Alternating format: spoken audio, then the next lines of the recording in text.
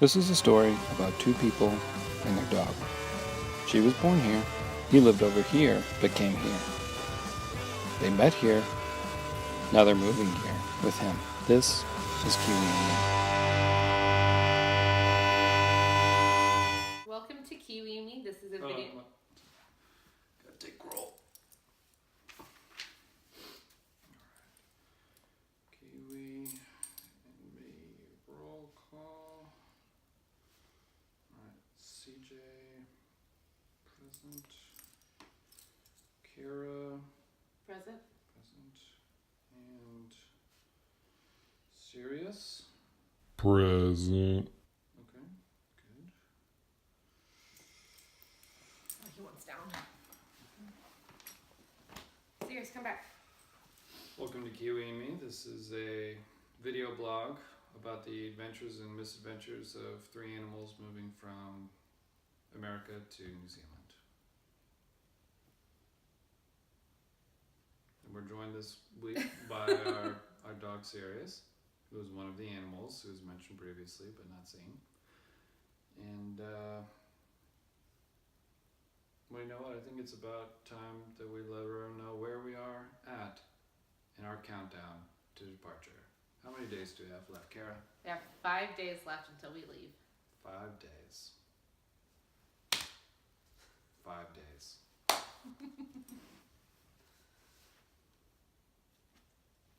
And now it's time for a new segment this week we'd like to call Slanging It. We're slanging it. This week's new segment, Slanging It. Slanging it. So, during this segment, Slanging It, we're going to talk about New Zealand slang so that the two people that have already seen or know what these things are, we can explain them to them because that's all that will probably be watching this. So, New Zealand slang for everybody to learn. This week's term, tramping. Kara, what would you guess tramping means? I would say it's probably the verb that's used whenever you're getting a lower back tattoo. So you're like, this Friday night I'm tramping. And you come back with a lower back tattoo. Probably what it is. No, Kara. That's not tramping. Close though, right? It's close.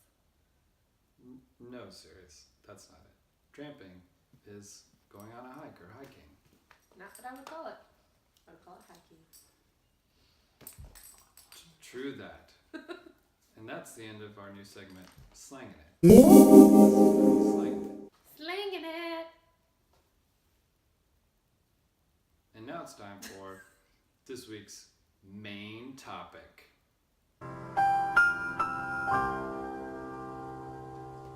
This week's main topic, taking a pet abroad.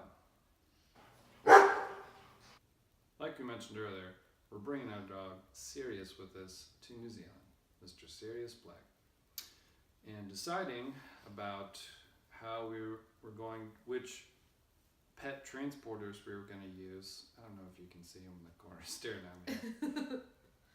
In deciding which pet transporters we were going to use, I decided we should probably go with something that was official. So, the one official organization I found was the International Pet and Animal Transportation Association, also known as IPATA.org is their website.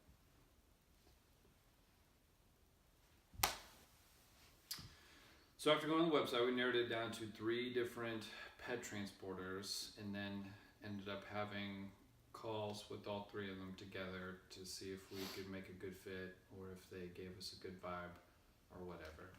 And so what we ended up going with, Pet relocations. So we've been using them for the past, has it been 8 months that we had started 8 months ago? it's been a long process. Yeah. So our pet relocation manager is Andrea. It used to be Linda, but now we have Andrea. We liked both. They've been helping us with everything we've had to do. New Zealand is one of the most strict countries when it comes to bringing a pet in. They have a lot of rules, a lot of vet visits, tests, antibiotics, things you have to do for your dog in order to get them over there. So we've had quite a few vet visits we've had to go through. He's actually currently on antibiotics to kill anything he could maybe have that didn't even show up in the test that we took. So he has to take those antibiotics until we leave.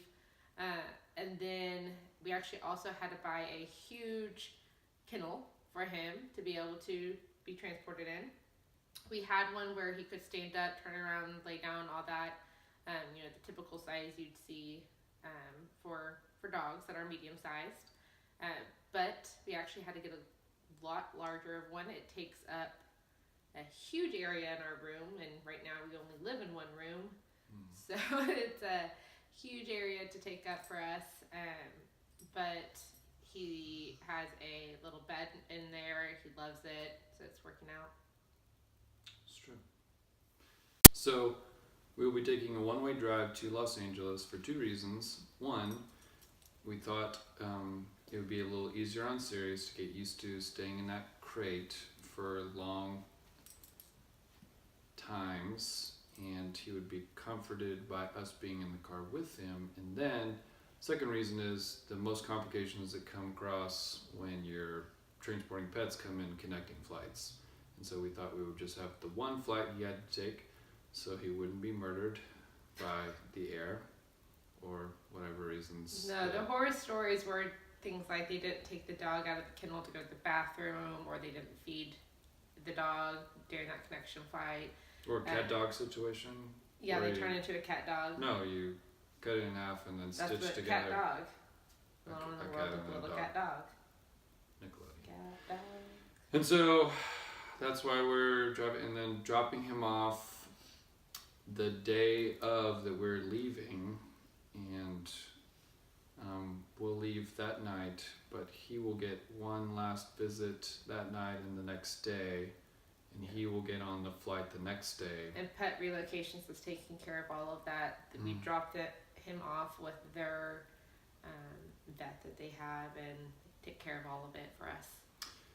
And then once he arrives in New Zealand a day later than us, he'll be picked up by our quarantine we've chosen. So part of the rules about importing a pet is they have to be, or a dog To New specifically, Zealand. to New Zealand, is they have to be in quarantine for 60 days. So a vet can sign off of 50 of those days. So it still leaves 10 days that he has to be physically in quarantine.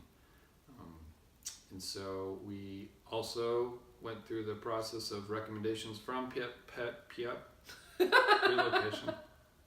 And they gave us a few options, and I looked them up online, and we decided to go with Pet Pet Haven. Haven. Pet Haven. And they're going to pick him up from the airport on January 20. Nope, that's where we're going to pick him up. They're going to pick him up January from the 11th. airport a day later than us, January 11th, and take him to their quarantine where he has to be separated from the other dogs after the most traumatizing experience of his short life. And then we will pick him up. Well, we don't know what happened the first 3 months of his life since I got him at a pound. It's true, something could happen. So, Please, not be the worst. please don't give the sides. So we'll pick him up on January 21st. Which happens to be our anniversary. That's true. I don't know if you noticed that. Not until right now. Happy anniversary to our family coming together. And that's it for this week's Main topic. main topic. And this week, great news. We happen to have a special guest with us today. Let me introduce you all, ladies and gentlemen, Beth Fullerton. My mom.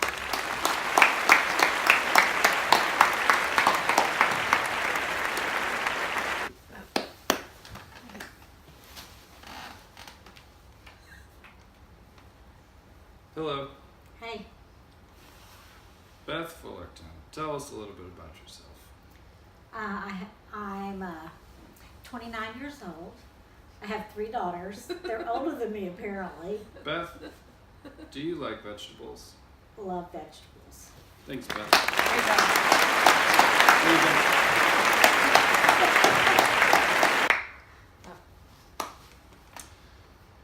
Beth, we'd like to ask you a special question. Would you join us for our anxiety dance party? Sure. Anxiety dance party! Turn down for what? Turn down for what? That was a real treat. Sure was.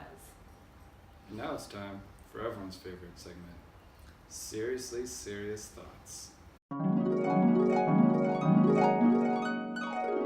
Imagine being completely naked in a room full of people speaking a different language, and everyone wants to touch you.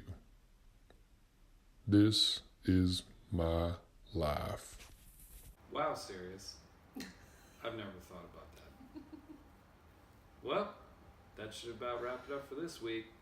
Thank you for joining us, and a special thanks to our special guest, My mom, Beth Fullerton. Beth Fullerton.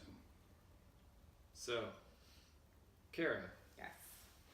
did Peter Jackson write back? You know the answer. He still has not. I didn't know that. Unfortunately. Man. That's a shame.